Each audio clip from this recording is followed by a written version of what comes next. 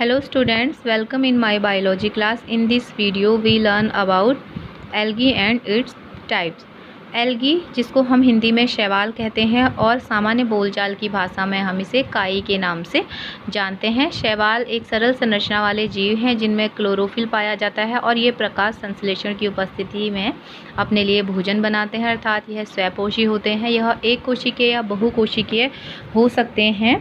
यह अलवणीय और लवणीय दोनों प्रकार के जल में पाए जाते हैं। यह लाल, भूरे, नीले रंगों में देखे जा सकते हैं और इनके अध्ययन को हम फाइकोलॉजी कहते हैं। भूमंडल पर पाए जाने वाले पौधों को दो बड़े भागों में बांटा गया है, जिनमें एक तो है वे पौधे फूल बीज नहीं उत्पन्न करते हैं, उनको हम क्रिप्टोगैम्स कहते हैं, और दूसरा है जो फूल फल बीज उत्पन्न करते हैं, उनको हम फेनेरोगैम्स कहते हैं।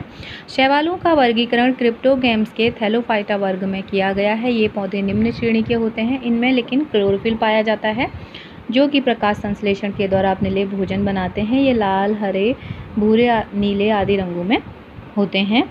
रचना के विचार से शैवालों में बहुत भिन्नता पाई जाती है। कुछ तो अति सूक्ष्म होते हैं जिनको हम केवल सूक्ष्मदर्शी से देख सकते हैं। कुछ लंबे सूत्र के समान होते हैं जैसे कि क्लोरेला, क्लोमाइडोमोनास आदि, जिनको कि हम अपने आँखों से देख सकते हैं। उसको देखने के लिए किसी उपकरण की आवश्यकता नहीं होती है।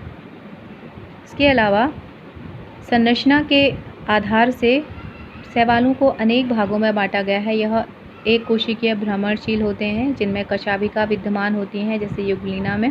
कुछ जातियों के अनेक एक कोशिकाएं मिलकर झुंड का निर्माण करती हैं और ये झुंड में कशाभिकाएं होती हैं जो एक जगह से दूसरी जगह मूव कर सकते हैं, जैसे वॉलवॉक्स आदि। शैवाल को आपने अपने आसपास बरसात के मौसम में देखा होगा कि ज़मीन हरी हो जाती है। उसको अगर आप खुरच के अपने हाथों पर लेकर देखिए तो आपको हरे रंग का बुरादा जैसा या हरे रंग की कोई पतली सी परत जैसी दिखाई देती है। यही शैवाल है और ये अनेक जातियाँ इसकी पाई जाती हैं। ये अनेक रंगों में पाए जाते हैं। लाल, हरे, भूरे, नीले रंगों में ये पाए जाते हैं। ये चलते हुए और रुके हुए दोनों प्रकार के पानी में पाया जा सकता है।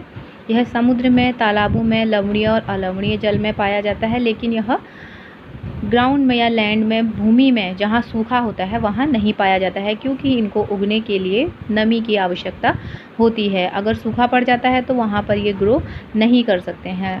यह उगने के लिए हमेशा नमी की खोज करते हैं और जहाँ नमी होती है वहीं पर ये ग्रो करते हैं। यह शैवाल जो हैं वह जड़, तना, पत्ती आदि में विभाजित नहीं होते हैं। इनका शरीर एक थैलस टाइप का होता है। इनको इसीलिए इनको थैलोफाइटा ग्रुप में रखा गया है। इनमें पर्णहरिम पाया जाता है, जिसके कारण ये अपने लिए भोजन स्वयं बनाते हैं। एल्गी का बॉडी को हम एल्गल बॉडी के नाम से जानते हैं। यह एक कोशिकीय या बहुकोशिकीय हो सकते हैं, जिनमें कि कशाभिकाएँ भी विद्यमान होती हैं और कशाभिकाओं के कारण ये मूवमेंट भी इनमें होता है। यूनिसेलुलर एल्गी कभी कभी एक साथ चिपक कर एक कोशिकाओं का गुच्छा जैसा बना लेते हैं, जो कि एक जगह से दूसरी जगह मूव कर सकते हैं।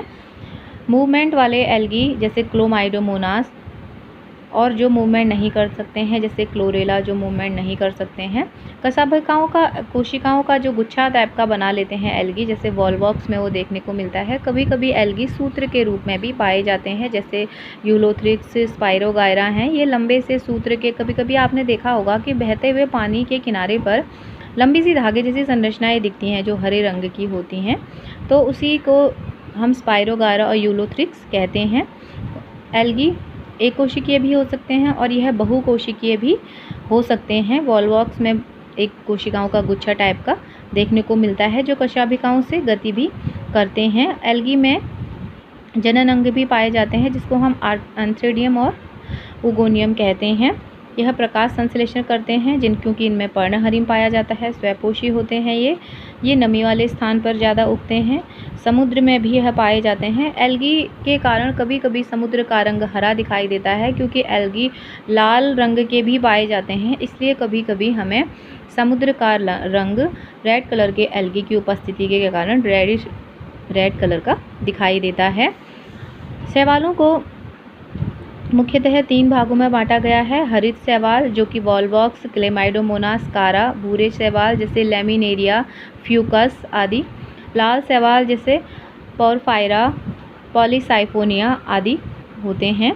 लाल, भूरे और हरे इन 3 मुख्य भागों में शैवालों को बांटा गया है, जिसको आपकी चित्र में देख रहे हैं। ये लाल शैवाल हैं जो कि समुद्र में पाए जाते हैं। ये भूरे शैवाल की संरचना आप देख रहे हैं और यह हरे शैवाल हैं और लाल, भूरे और हरे शैवालों को हम सामान्यतः अपने आसपास भी देख सकते हैं। विभिन्न वैज्ञानिकों के मत से विभिन्न विभागों में एल्गियों को बांटा गया है।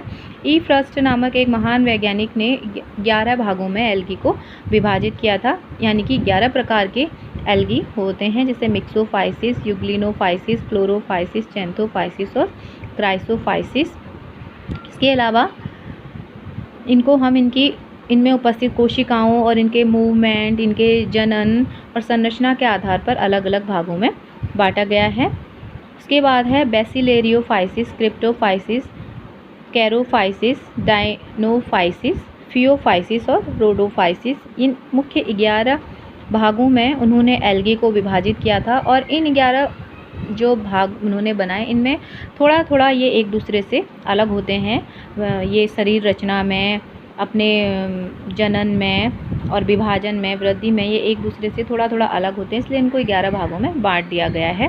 शैवाल का आर्थिक महत्व। शैवाल का उपयोग 3 क्षेत्रों में कृषि में किया जाता है, चिकित्सा में किया जाता है और अनुसंधान में भी इसका प्रयोग किया जाता है। पिछले 20 वर्षों से कृषि में शैवाल का महत्वपूर्ण उपयोग किया जा रहा है।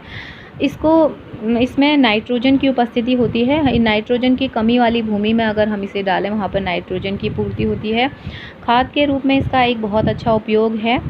कहीं कहीं किन्हीं देशों में इसको खाया भी जाता है और अनुसंधान के क्षेत्र में भी इसका बहुत अधिक प्रयोग किया जाने लगा है। फसल की उर्वरा शक्ति को ये बढ़ा सकता है। शैवालों में पोषण की कोई समस्या नहीं होती है क्योंकि यह स्वतः ही पोषण करते हैं, प्रकाश संश्लेषण करते हैं और अपना भोजन स्वयं बनाते हैं, इसीलिए इनको स्वयंपोषी कहा जाता है। और सारे ही शैवाल जितने भी होते हैं यह स्वयंपोषी होते हैं और अपना भोजन स्वयं बनाते हैं।